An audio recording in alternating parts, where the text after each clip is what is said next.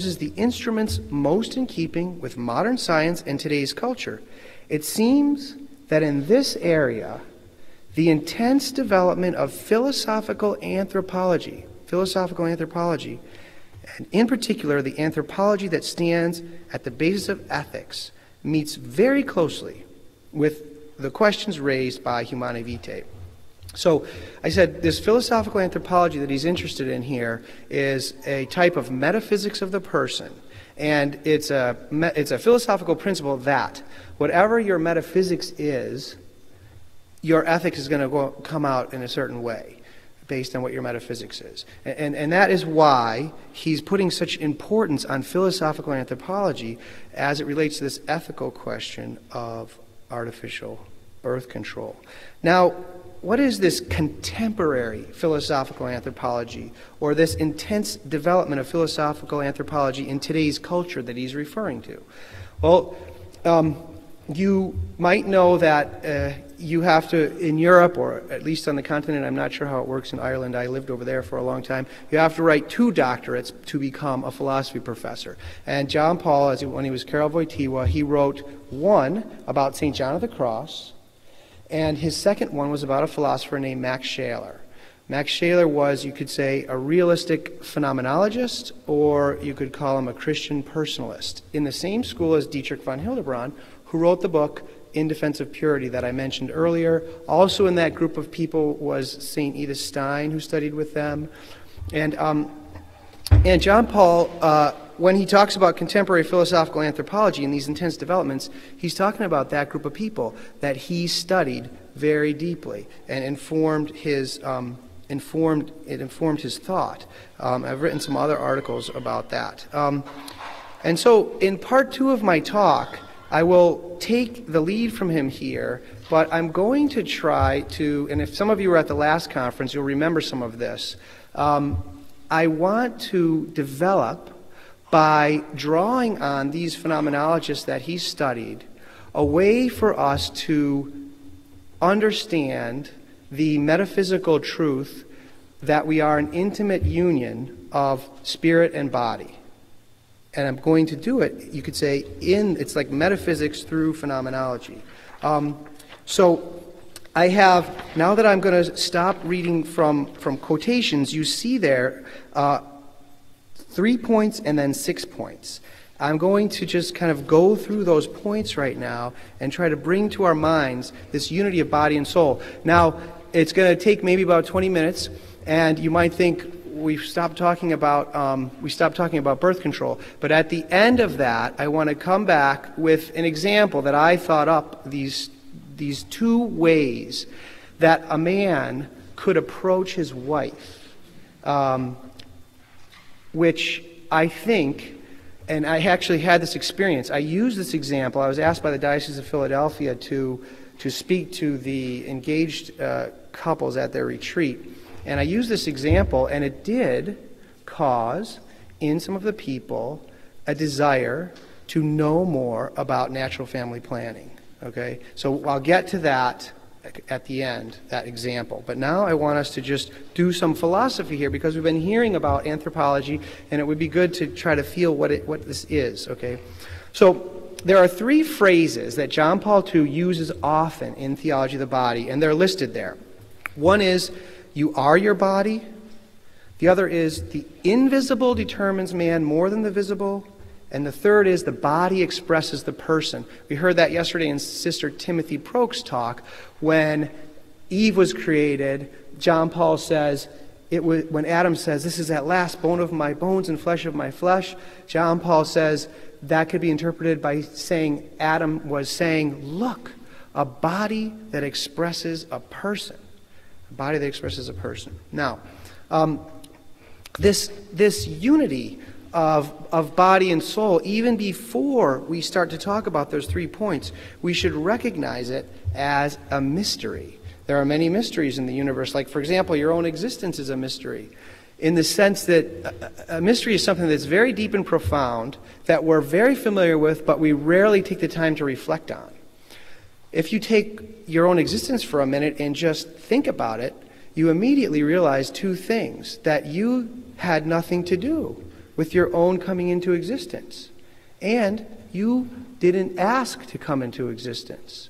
You had no role in creating yourself, and you never said, "Excuse me, could I exist?" Because you didn't exist yet, so you couldn't say that. So you immediately, if you make that thought, you realize your existence is a gift to yourself. That's something you just get to be. How often do we think about that? And then you might think, you might start to feel very grateful, and then you would think, what is gratitude? That's another mystery. And who should I thank? It's a sign that there's a God. Thank your parents and God. So another mystery, the one we're going to explore right now, is the fact that we are a unity of immaterial and material realities. And this is quite stunning. Angels, they don't have any fingernails or arms or brain or any of that. They're pure spirits, and this podium is physical. But we are a kind of surprising unity of spirit and matter. And you might wonder, how is that possible? John Henry Cardinal Newman has some very beautiful texts exploring just the mystery of that. Now, what I mean by soul for our purposes here is you can get at it by thinking in terms, first of all, this podium. It's three-dimensional. You can knock on it. You could paint it blue if you wanted to.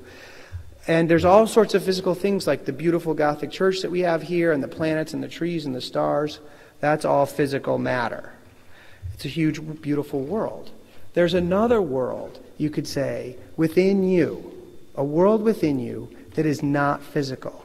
And it's made up of your thoughts, your feelings, and your decisions. Your thoughts, your feelings, and your decisions. None of those things are physical. It would be absurd to say that my joy has a 6-inch diameter and is to the left of my sorrow. Because they're not. It's an absurdity. It's not even just funny. The reason it's funny is because it's absurd, and that's because those are immaterial realities. Those are immaterial realities. So by soul, I mean right now, this whole inner life that you have, that you're thinking thoughts right now about what I'm saying. That inner spiritual immaterial life, and there's a soul at the foundation of that. And what we want to explore is the intimate unity of those two. Now, throughout Theology of the Body, and I have a quote or two there on the sheet, which I'm not going to read, John Paul II says, you are your body, or he says, man is a body. He says those things over and over again. What does he mean by that? There's another group of people who say you are your body. Those are materialists. Those are people who deny the existence of a soul. They think any thought you have just comes from your physical brain. So then if your brain dies, you're gone and there's no afterlife and so forth because there's no soul. They say you are your body too. Why did John Paul II say you are your body? Was he denying the soul by saying that? He can't deny the soul because he's the Pope. So he must have meant something different. He must have meant something different. I think what he was doing was trying to grasp at words to express a mystery that is very difficult to express in words. And that is the immediacy, the immediate presence of your soul in your body. And that's why he says you are your body. Okay, and we're going to try to explain that get a feel for that mystery in a minute. But the reason he says you are your body is because your soul is so present in your body, so intimate with your body, that it almost makes sense to utter the sentence, you are your body. Okay, and we're going to explore that more deeply in a minute. It's hard to find words for some mysteries. The other thing he says is, the invisible determines man more than the visible. The invisible determines man more than the visible. What does this mean? A quick way to get at this point is to note that every one of us is going to become a certain type of person, either a mean or a rude person, or a kind or a generous type of person. And there's a question, how do you become this way or that way? And the answer to that question is by what we choose, think, and feel. It's because of this invisible world within us that we become a certain way. You know, Aristotle would say that if you tell a lie, that's a short act. But if you tell numerous lies, then your soul takes on a character of dishonesty. that people can then feel when they meet you, even if you're not telling them a lie. So the way so what it means to say the invisible determines you more than the visible is that the type of person you become is determined much more by what you think and allow yourself to feel and decide than by your hair color or something like that. And there's many texts in Scripture that bear this out, like for from the heart come the evil thoughts, and what is eaten or whether your hands are washed is not the reason why. Okay. The third point that he says is, I said before, the body expresses the person. The body expresses the person. And here the question is, if we have this invisible life within us, this whole world within us, how do we share that with other people, with other human beings? And the primary answer to that, it's not the only answer, but is because of and through our body. The way we can share this inner invisible life with others is because of and through the body. The body. All right. Now, everything I've said so far, from the beginning until now, are all from texts of John Paul II, and we read many of them together. Now I want to draw on some of these phenomenologists, and maybe that's something I have to offer to the symposium, because my teachers in Liechtenstein, you could say, were like the direct descendants philosophically of those people that Voitie was studied. And one of them was a close friend of, well, they all knew him. One was Rocco Bottiglione, who wrote a book about the thought of John Paul II, one of my professors, and you probably heard about his story at the European Union, which relates to Kathy's talk from before. And then Joseph Seifert and John Crosby. So I was able to kind of imbibe the same texts and thinking that John Paul did when he was writing his habilitation. And I want to draw on those thinkers now to just do this kind of phenomenological method with you of metaphysics of the body-soul unity. And there's examples on the sheet there, a list of them. What I want to do is think about, from our own experience, how intimate we have an experience of our own body-soul unity. And the first one is sense perception. Sense perception. This is another one of these mysteries that we rarely think about, but it's present to us all the time. And let's take the sense of hearing, because that's what we're doing right now, or you are. I'm hearing me too, but if there were an animal in this room, like a dog or a cat right here, his eardrums would be vibrating and synapses would be firing in his head.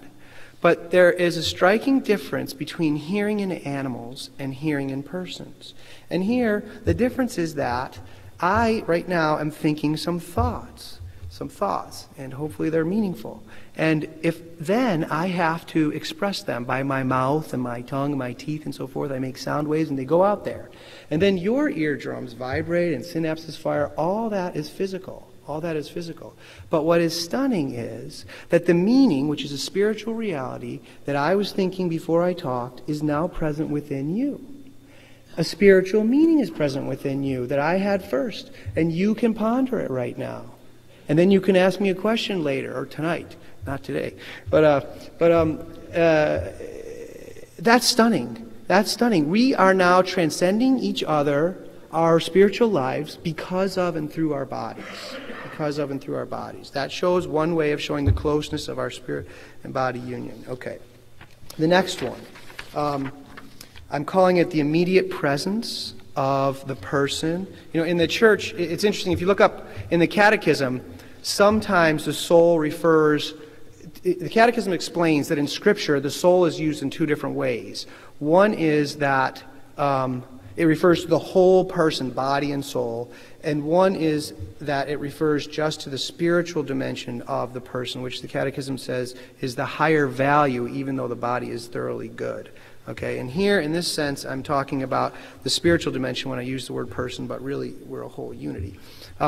If somebody, like your father, pats you on the back because you did well in sports, or if somebody slaps you in the face, hopefully they don't do that, but if they do, you can ponder what happens there. And one of the things you notice is, if somebody pats you on the back for that reason, the situation is not such that you say, interesting, there's a hand. That hand must like my shoulder. what happens is that you immediately feel the pride of your father, which is a spiritual reality. It's a spiritual reality. Or if someone slaps you in the face, it's not the same thing. Oh, that hand must not like that cheek. But rather, you feel immediately something like insult or hatred. And there's a question that arises from that experience, which is, how can that happen? Why is it so immediate? Why do I immediately feel his pride when that happens? And the answer must be because our soul is right present in our body. Okay, the third example there, I'm calling it upright posture. But before I get to the idea of our upright posture, which was also already mentioned once, I'd like to just talk a little bit about, we're going to talk about two senses of this, and this is the first one. Another term that you hear often in the writings of the popes is the dignity of the human person. The dignity of the human person. What does that mean, the dignity of the human person? The word dignity is meant to point to a lofty worth that people have. And this worth also grounds moral obligations to respect people. So the idea is any being that has dignity deserves an absolute kind of respect. So if you're walking down the street kicking a rock along and you see some person come down the sidewalk, you suddenly notice, okay, I can kick the rock, but I can't kick the person. And the question is, sometimes philosophers just start from basic data like that. And the question is, what is it that I'm noticing about the person that is making a moral claim on me not to kick them like this rock I can kick? I'm not noticing that in the rock. What is it? And that's this dignity of the person. Now, philosophers have tried to understand what's the foundation of this dignity of the person. And the one answer to that question, a true answer to that question from the whole history of Western philosophy, is our rational nature. Our rational nature. And here we can develop this a little bit and notice that in your soul you have three, you could say, powers or